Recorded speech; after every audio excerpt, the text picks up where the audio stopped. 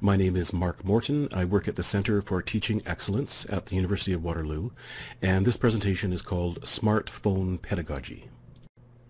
I want to start by showing you a few slides of statistics. With this first one, you'll see that it pertains to the percentage of undergraduates who own a smartphone, and that percentage has risen over the last couple of years. It's gone from 55% in 2011 to 77% in 2013. And this data is drawn from an ECAR study of undergraduate students and information technology that was published in 2013. On this slide, you'll see that there are two data sets. The first one is about the percentage of students who use their smartphones for academic work, and this has risen from 40% in 2011 to 60% in 2012. Next, you'll see that the percentage of students who perceive smartphones as being important for their academic work has also gone up. It's gone up from 35% in 2011 to 50% in 2012. Now have a look at this statistic. In 2013, 2 out of 3 students said they want their instructor to use their learning management system more. But now contrast those foregoing statistics with this. The percentage of students who rate mobile devices as good or excellent with regard to accessing their learning management system has actually dropped over the past couple of years. In 2012, it was 68%, and in 2013, it dropped to 59%. So this is a significant contrast. We have an increasing percentage of students who actually own a smartphone. We have an increasing percentage of students who see smartphones as being important for their academic work. And we have a very large percentage of students who want their instructor to use their learning management system more. But their satisfaction with using mobile devices like smartphones to access their learning management system is actually dropping. So I think there's a problem here. So when it comes to learning management systems and smartphones and other small mobile devices, I think the problem is this, that essentially we've been trying to put square pegs into round holes. And now I'm going to try to explain what I mean by that, and then I'm going to go on to suggest a solution. What you see on this slide are two views of the same page from a learning management system. The image on the left-hand side is what you see when you view that page from a typical desktop computer screen, and you'll notice that it's quite large and legible. And what you see on the top right-hand side is the same page when you view it on a typical smartphone, specifically an iPhone. And it's obviously much smaller, almost impossible to read, and that remains the case even if you hold it closer to your eyes. It's still almost impossible to read that page on a smartphone. You can, of course, on a smartphone, zoom in on the text of that page that you're looking at, and that's what I've done here in the top right corner of the slide. I've zoomed in on the web page in the LMS, and it does make the text larger and readable, but as you'll see, then another problem arises. Namely, that as you zoom in and increase the size of the text, you start to lose part of the text, or rather it's like looking through a small window onto a much larger scene. You only see a section of the page at a time. And if seeing only part of the screen is a problem when you're trying to read an LMS page, it's even more of a problem, I think, when you're trying to write something in an LMS page, like an online discussion forum. It becomes almost impossible to do so. You have to scroll back and forth as you're typing. And lastly, just to really bring this point home, if you then zoom out and try to write in the Learning Management System page on a smartphone, then this is what you get. You do get the full window to type in, but again, it becomes almost impossible to see what you are typing because it's so tiny. Now, before I proceed to the next stage of my argument, I just want to propose an analogy for you to keep in the back of your head. What we have here on this slide are two photographs of people reading newspapers. On the left-hand side, it looks like it's businessmen reading on a park bench. They're reading a German broadsheet. And on the right-hand side, it looks like we have an individual on a subway or a trolley, and he's reading what is known as a tabloid newspaper. Now, a learning management system is essentially a communication tool, and I'd like to propose something that's fairly obvious. Namely, that whenever it comes to communication, there are three components or three aspects. First, you have the content, that is the what that is being communicated. Second, you have the medium, and that refers to how it is being communicated. And third, you also have the context, and that refers to where it is being communicated, or where the audience, the recipient of the communication, is when they are receiving that communication. Now, before I bring this back to learning management systems and smartphones, I want to bring in a couple of analogies. Essentially, what I want to suggest is this: that with regard to these three components of content, medium, and context, that if a change happens to any one of them, it necessitates a change happening to the other two. So, with my first analogy, think about this. 3D film technology is a medium that has emerged, or perhaps re-emerged with new vigor in the past few years. And this change to the medium of film in turn has had an impact on the content and context of film. This is what I mean. I would suggest that the change to 3D film technology, the change to that medium, has had this impact on content, namely that it's resulted in a resurgence of action films. To put it another way, 3D film technology is especially suited to action films. I don't think you see many dramas or love stories that have been 3D films.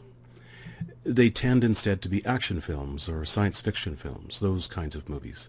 So, this change in medium has definitely had an impact on the content of films.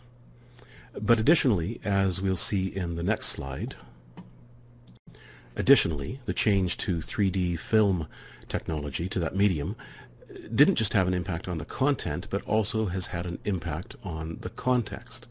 What I mean is that up until the resurgence of 3D film technology, theaters were actually dying.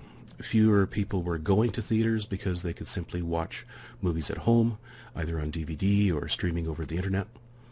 But with 3D films, you really do need to be in a theater, at least at present. As a result, this has had an impact on theaters, and theaters are actually doing much better since the introduction or reintroduction of 3D films than they were a few years ago. So just to reiterate, with these three communication components, content, medium, and context, when a change happens to one of them, it causes a change to happen to the other two. I'm going to give you one more example of this before we come back to learning management systems and smartphones. For my second analogy, think back to the late 19th century or early 20th century when mass transit suddenly began to really grow in major cities across North America and Europe. Subways and streetcars and things like that, they began to flourish. So the context of where people were when they traveled changed. They were no longer walking on sidewalks or riding in horse-driven carts. Instead, they were now in big metal containers on wheels. And this change in context, in turn, had an impact on the other two components. Specifically, the boom in subways, streetcars, and other forms of mass transit had an impact on the medium of newspapers. Now, newspapers, of course, had been around for a long time before the late 19th century, but the impact that mass transit had on newspapers was this. It led to a huge increase in tabloid newspapers. Tabloid newspapers are newspapers that are not as tall or wide as the traditional kind of newspaper. Tabloid newspapers are simply easier to read and hold on a subway train or a streetcar. They are better suited to that form of transportation. Further, I would suggest that these changes to the context of where people read newspapers, namely reading them more and more on subways and streetcars, and also the attendant impact it had on the size of newspapers, the shift from broadsheet newspapers to tabloid newspapers, also had an impact on the content of those newspapers. What I mean is this, that tabloid newspapers are quite well known for being much more focused on celebrity news, Hollywood gossip, crime stories, things that involve spectacle. And I'll give you an example of what I mean in the next slide. Here are 5 different German newspapers. The one on the extreme left is a traditional broadsheet newspaper. You'll see that it is very text heavy and there aren't even any photographs on the front page. On the extreme right-hand side is a German tabloid newspaper, and you'll see that it is much more bold in its approach. It's got huge headlines, photographs all over it, even the photo that happens to be at the top of it. Here is a kind of salacious photo. Obviously the content in the broadsheet and the content in the tabloid newspaper are very different. Now, just one more bit of evidence before we bring this back to the learning management system and smartphone issue. I want to read this quote that appeared in a business magazine. On the New York subway recently, Joanne Tehrani, 26, was happily reading AM New York, one of the new tabloids being distributed for free in several metropolitan areas. I like the convenience of it, she said. I don't have to go to the newsstand, and I get these perfect little doses of news, which is just right for this ride. So, in short, the very content of a tabloid newspaper is shaped by where it is read and by the size of that newspaper. So when it comes to any communication, the content, the medium, and the context are all aligned with one another. Or at least they should be aligned if that communication is going to be effective. So now that we've had some practice with this approach, let's apply it to smartphones. I would suggest that they are a medium that has arisen in the past few years and that they have had an impact on the context of where people consume information. Specifically, since the advent of smartphones and other tablet devices, the context, that is the location, of where information is consumed has changed.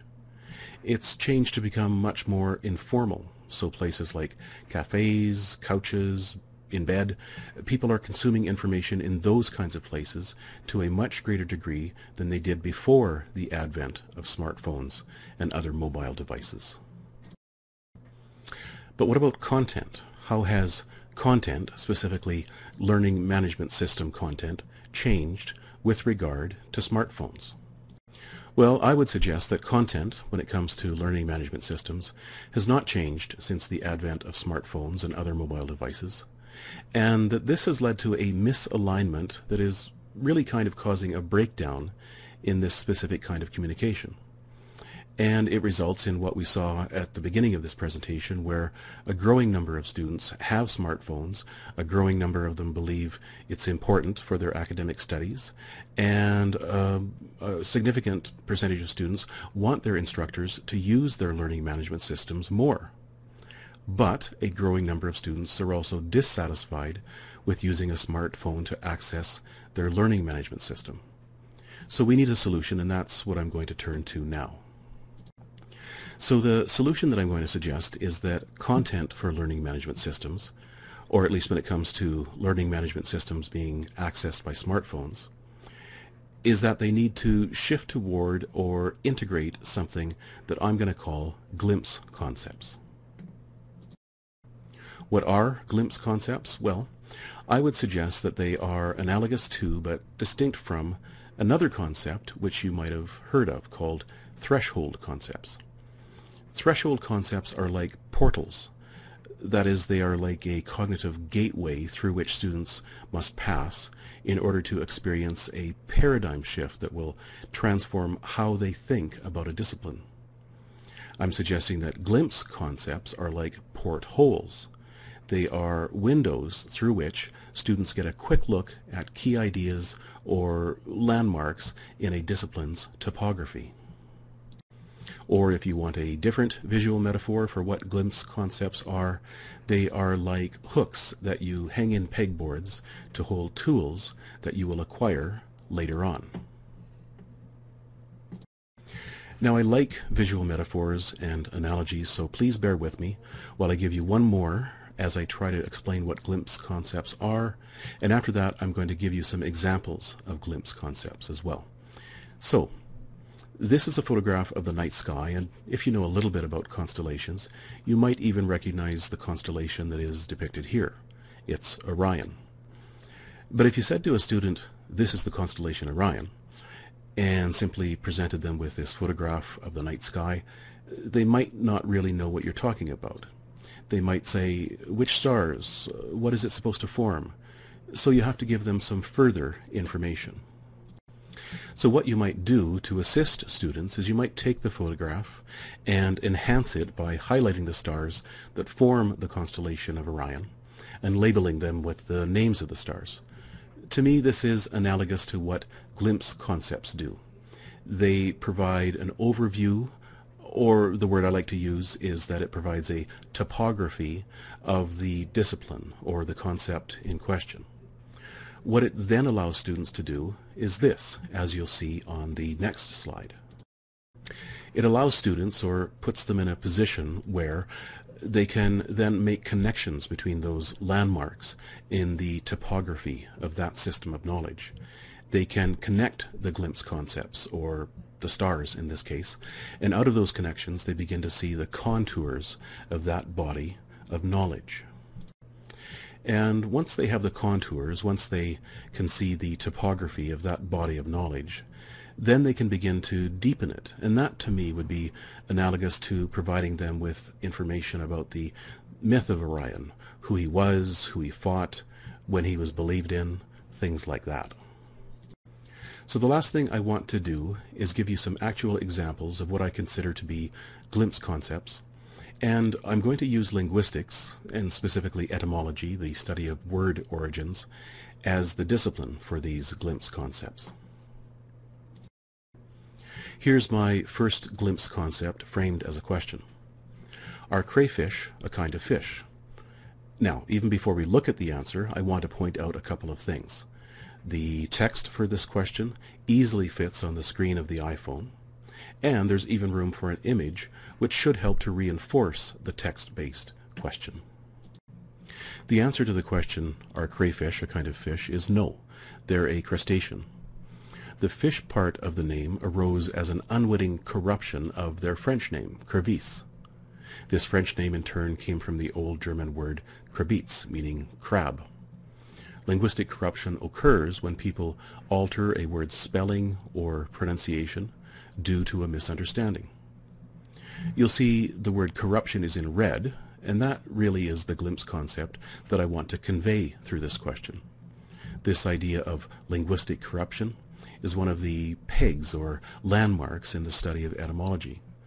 So that's one glimpse concept, which would correspond figuratively, let's say, to one of the stars in the constellation of Orion.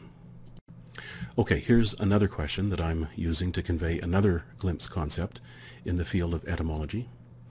Does the word crap derive from the surname of the inventor of the toilet, Thomas Crapper? True or false? The answer is false. Thomas Crapper did help popularize the flush toilet in the 19th century, but the word crap is much older. It derives from the medieval Latin crappa, which denoted the inedible husks of corn or other grains. The mistaken crapper origin is an example of a false etymology. So this is another glimpse concept in the field of etymology, namely false etymologies, and etymology that arises and becomes popular but is really incorrect. Okay, two more glimpse concepts. First, what can you tell about a word in English if it ends in ICK rather than IC? Well, words that end in ICK, like the word stick, derive from Anglo-Saxon. That is, they arose in Old English. Words that end in IC, like the words public or academic, derive from Latin. So the glimpse concept that is represented here is that the orthography, the spelling of a word, can reveal its origin. Here's my final glimpse concept. Why is the word love spelt with an O, even though its vowel is pronounced like a U, as in the word but? Here's the answer and the corresponding glimpse concept. English spelling is extremely erratic due to many different historical factors. One factor is that after the Normans, who spoke French, conquered England in 1066, the French system of handwriting was adopted. In that writing system, the letter U and the letter V were identical. Thus, to avoid confusing those two letters, O was used instead of U when it appeared in front of the letter V. So the glimpse concept is this. In linguistics, specifically in etymology, there is a reason for absolutely everything. That doesn't mean that we will always be able to figure out or divine the reason, but there is a reason for everything. In other words, randomness does not really exist when it comes to etymology. Things are driven by choices that people make for whatever reason. This too is another important glimpse concept in the field of etymology. In summary, this has been my argument. First of all, statistics show that there is an increasing percentage of students who have smartphones. There's also an increasing percentage of students who see smartphones as important to their academic work. And there is an increase in the percentage of students who want their instructors to use a learning management system in their courses. Set against all those things, though, is the fact that students are increasingly dissatisfied with their experience of accessing a learning management system with a smartphone. I then put forth this idea that there are three components in any communication system. Those components are the content, or what is being conveyed, the medium, or how it's being conveyed, and the context, or where it's being conveyed, or where it's being consumed. I suggested that with regard to smartphones, there is a misalignment in those three things, and as a result, that's why smartphones, from a student's perspective, have not been very effective at accessing their learning management systems. I would further suggest that glimpse concepts provide a pedagogy that can help to resolve this problem. So glimpse concepts are concepts that provide an overview, the topography of a body of knowledge. They define the contours or the shape of that body of knowledge. Once students have those glimpse concepts, then they can begin to connect them like a constellation. They can begin to deepen their knowledge, and this can happen in the classroom, or it can happen in the other components of a learning management system. So I'm not suggesting that glimpse concepts should replace the traditional content of learning management systems. I'm simply saying that they should be integrated into a course, into a learning management system, and that they become the content that students access when they are using a smartphone. When those students are at their desk and using their desktop computer, then they can access all the other components of the learning management system. And, like I said, those other components can help to deepen their knowledge and to make connections between the cluster of glimpse concepts that they have learned through their smartphones. So that's my basic argument. My name is Mark Morton, and if you have any questions, please feel free to contact me at mmorton@uwaterloo.ca.